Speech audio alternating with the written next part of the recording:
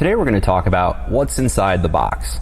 Maybe it's your first time working with the Rush foot and you don't quite know what to expect. We'll just take a look inside here, see what you can anticipate showing up, and give you a little overview on how to properly set this up for your patient. So let's say your Rush foot has shown up. Simply open it up and you'll see inside it's packaged quite nicely. This insert lifts directly out of the main box, which we will now push aside. Save this. Don't let that go. Always save your packaging. Very important to save your packaging. So now we've freed this from the main box. These back wings will open up, which now let us free the foot and remove that. You'll also find an included heel wedge, which we'll come back to in a minute, as well as your instructions for use. Very important. Every foot will ship with these, and we suggest you read that prior to setup or fitting. Again, we're going to save everything. Very important. Always save your packaging as well as your instructions for use. Just a good habit to get into.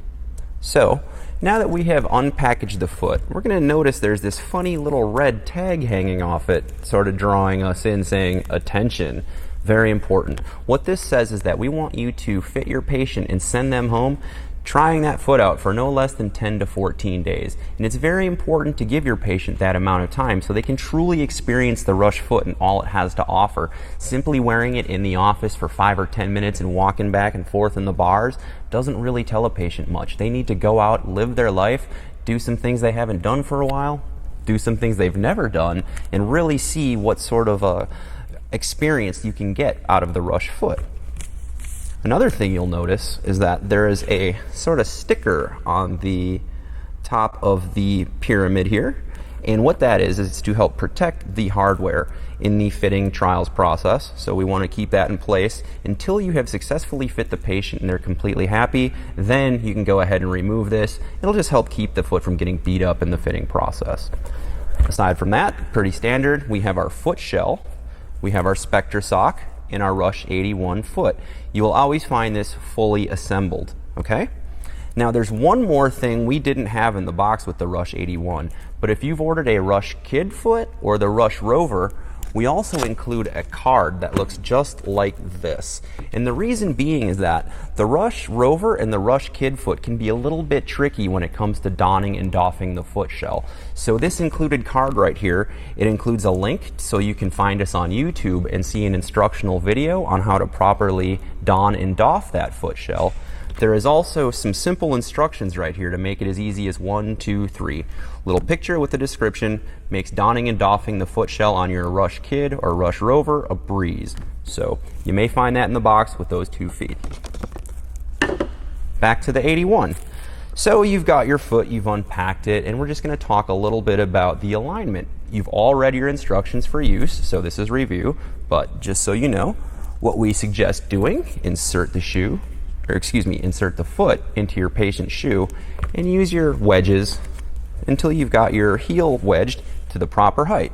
I like to check mine by just dropping a bubble right on top of that pyramid there, make sure I'm nice and level, and only then will we begin to build upwards. So let's say we've got ourselves that far and we have aligned the foot, everything's happy, but the patient still feels like it's a little too soft. So, okay, what can we do to help stiffen that foot up? Remember this little heel wedge that was included? That's when we'll introduce this little bad boy.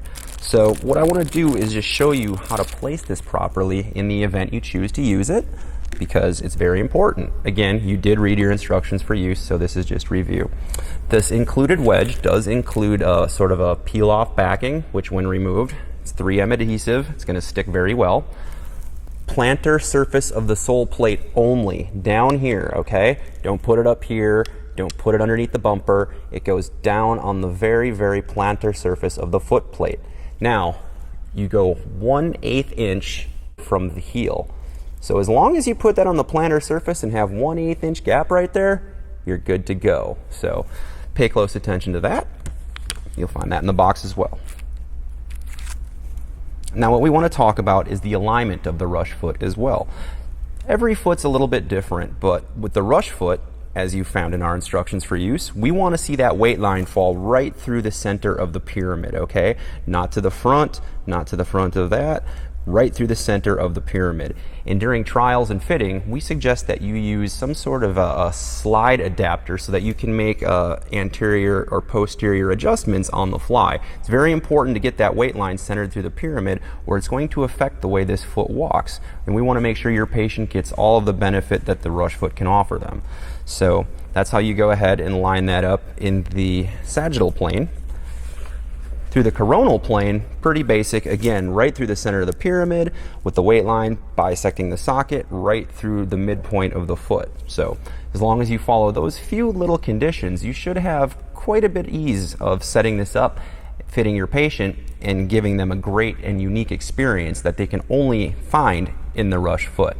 So thanks again for tuning in. Have a great day.